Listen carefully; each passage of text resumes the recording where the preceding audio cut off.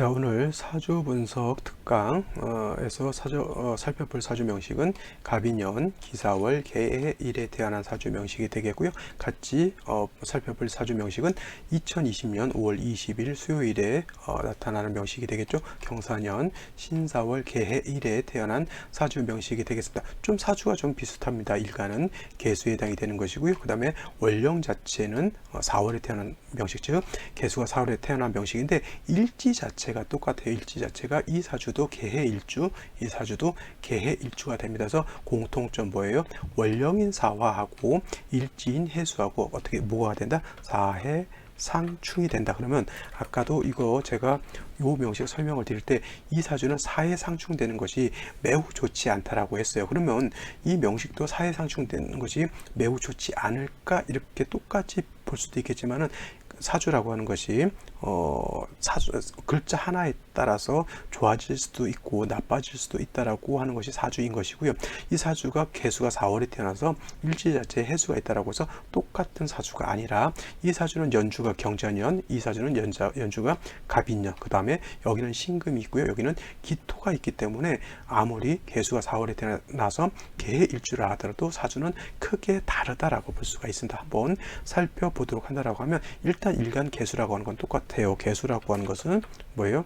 이 개수는 음수에 해당이 되면서 우로수라고 했습니다. 우로수. 그래서 작은 물과 같고 사람이 마시는 물과 같기 때문에 맑고 깨끗함을 매우 좋아한다라고 봤습니다. 그래서 개수라고 하는 것은 항상 사시사철 맑고 깨끗함을 유지하는 것이 좋은데 이 개수 자체가 태어난 월령 4월에 태어났죠. 4월이라고 하는 이 계절이라고 하는 것은 여름에 해당이 된다. 여름에 해당이 되고 이 여름이라고 하는 4월은 고온 건조하다. 그래서 개수라고 하는 것은 임수와 같이 큰 바다라든가 강호수 같이 큰 물이 아니기 때문에 조금만 뜨거운 열기가 있다라고 하면 개수라고 하는 것은 금방 증발돼서 날아간다라고 보면 되겠습니다. 쉽게 말하면 뜨거운 난로 위에다가 물을 갖다가 작은 물을 갖다 얹어 놓으면 금방 끓어서 없어지는 거하고 똑같죠. 그래서 개수가 4월에 태어났을 때는 뜨거운 난로 위에 있는 작은 물 이렇게 연상하시면은 이해하시기가 좀 더 편할 것이다라고 보면 되겠습니다. 그래서 개수가 4월에 태어났을 때 가장 중요한 건 뭐냐면 개수 자체가 존립을 해야 돼요. 개수 일간인데 일간이 없으면 사주 전반이 의미가 없죠. 세상에서 일간인 사주에서도 일간이 중요하듯이 세상에서도 나라고 하는 존재가 있어야지만 의미가 있는 것이죠. 내가 없는 상태에서 뭐 국가가 잘 되든 국가가 망하든 뭐 세상에 뭐 과학이 발전하든 과학이 뭐 발전하지 않든 그건 아무 의미가 없죠. 내가 있는 상태에서 과학이 발전하게 되면 내가 과학에 어떤 영향을 받는 것이고 내가 있어야지만 뭐 전쟁이 나면 좀 안 좋아지는 것이고 하는 것이죠. 그죠? 그래서 어찌 됐건 간에 4월이든 5월이든 어떤 월령이든 간에 일간 자체가 존립이 되어야 하는데 4월의 개수는 너무 뜨거워서 금방 개수가 없어질 지경이기 때문에 반드시 비겁인 뭐의 수라고 하는 것 내지는 인성인 금이 있어서 약한 일간 개수를 도와주어야 한다라고 하는 것이 가장 중요하죠. 그래서 이 명식 같은 경우에는 연지에 자수가 있어서 개수가 이 자수에 뿌리를 내릴 수가 있겠고요. 그 다음에 경금, 신금이 있어서 수를 생해주죠. 이 경금 내지는 신금 같은 경우에는 월령사에 뿌리를 두고 투출되어 있는 거기 때문에 힘이 약한 금은 아닙니다. 단 제가 이거 아까 설명드렸듯이 해수가 있음으로 인해서 사해 상충되게 되면은 월령 사화가 깨지게 되고요. 그 다음에 남는 것은 월령 사화가 약하게 되면은 남는 건 금수밖에 없기 때문에 일간 자체가 존립하는 데는 문제가 없어요. 하지만 사주가 너무 한습해지는 것이 문제다라고 말씀을 드렸습니다. 근데 똑같은 개수가 4월에 태어나서 해수를 가서 사해 상충하는데 문제는 뭐냐면 이 사주는 연주에 갑인이 있는 거예요. 그러면 4월에 뜨거운데 갑목, 인목이 있다라고 하는 것은 수의 기운을 더 설기시켜주는 역할을 하는 것이죠. 그죠? 그러면 가뜩이나 약했던 개수가 더 약해지는 것이고 그 다음에 일지 자체에서 해수를 보게 되면 그나마 해수가 여기에 뿌리를 둘 수 있어서 일지에 있는 해수가 나한테 용신 내지는 희신으로도 작용할 수가 있는데 사해 상충하게 되면 사화도 깨지지만 월지에 있는 해수도 같이 깨지게 되면은 일간 개수가 낙동강 오리알 되듯이 뭐예요? 뿌리 들 수 있는 것이 매우 미약하죠.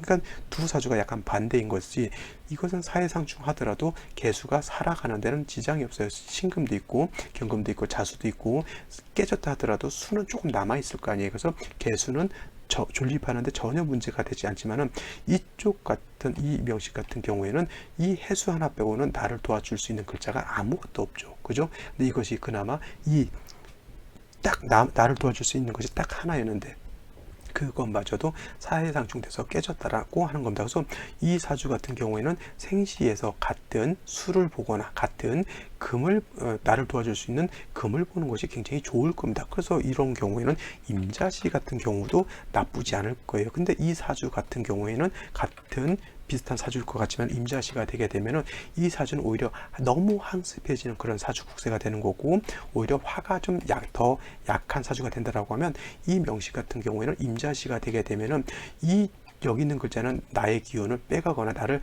공격하는 글자라고 하면, 이건 사회상충돼서 이 해수는 약해져 있죠. 결국 이 개수가 의미를 둘 수 있는 글자는 연지, 시지에 있는 자수, 그 다음에 시간에 있는 임수밖에 없겠죠. 그래서 개해 임자시가 되거나 또 개해시가 된다라고 해도 나쁘지 않습니다. 그죠? 이렇게 되게 되면 시간의 개수, 그 다음에 시지의 해수에 내가 뿌리를 둘 수 있기 때문에 나쁘지 않은데, 만약에 이 사주가 또 갑인시가 된다라고 하면 어떻게 될까요? 갑인시, 여기도 뭐가 되냐면 갑인시, 이것도 아까 제가 말씀을 드렸습니다.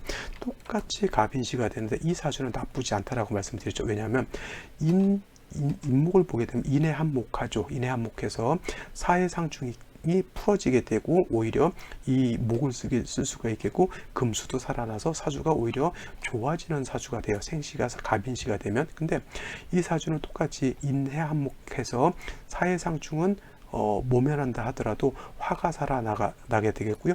인해한목하게 되면 상관이 살아나게 되면은 수가 많이 쪼그라들 수밖에 없어요. 그래서 이 사주는 인해한목해서 사회상충이 깨진다 하더라도 수가 매우 약한 것이 되기 때문에, 여기서는 갑인시가 좋다 하더라도 여기서는 갑인시가 결코 좋지 않죠. 근데 만약에 이 사주가 경인시가 되면 어떻게 될까요? 경인시가 아니라 경신시가 되겠죠. 이렇게 된다라고 하면, 자, 개수가 4월에 태어나서 일간이 약한 중에 해수 하나를 봤는데, 이 해수가 사회상충돼서 해수도 깨졌죠.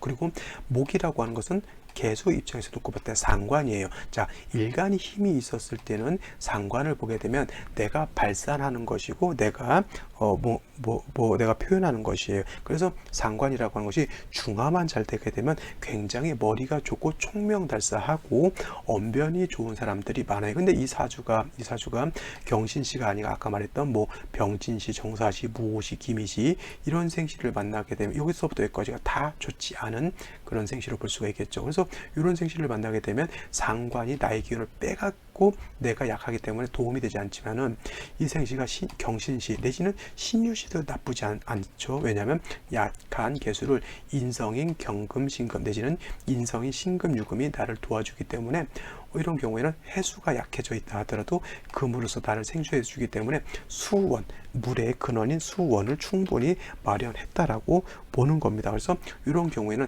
사회상충되는 것이 조금 아쉽긴 하더라도 생시에서 나의 뿌리를 만들어 줄 수 있는 인성을 얻었죠. 인성이라고 하는 것은 내가 배우고 공부하고 익히는 것에 해당이 되는 거고, 그 배우고 익히고 했던 것을 상관이 있게 되면 그것을 그대로 써먹을 수 있는 거예요. 그래서 이런 경우 상관이 용도가 생긴다라고 해요. 상관이 있어서 용도가 없게 되면은 그 상관을 못 써먹지만은, 이렇게 충분히 나를 도와줄 수 있는 인성이 있기 때문에 인성도 용도가 있는 것이고, 이렇게 상관이 있으면은 상관도 용도가 있습니다. 이런 사람들이 대체적으로 머리가 굉장히 좋은 사람들이 많고요. 자기 표현이라든가 이런 것들이 굉장히 좋은 사람들이 많아요. 그래서 이런 경우 대체적으로 상관 폐인하는 그런 사주가 되는데, 이런 사람들이 상가지명이 된다라고 하면 사업 같은 거에서 큰 돈을 벌 수도 있겠고요. 아니면 이렇게 인성을 가지고 베푸는 일을 하는 것이죠. 인성, 배워서 너한테 베푸는 건 뭐예요? 이런 경우에는